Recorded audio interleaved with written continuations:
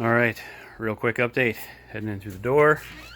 Shipping stable, still off here. Sifting, work area, fridge, shelving. All that stayed the same.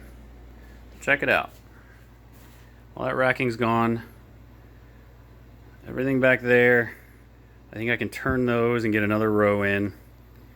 The whole back shelf or back wall is now lined, and now I'm moving out. So beetles are here and here, sifted right here.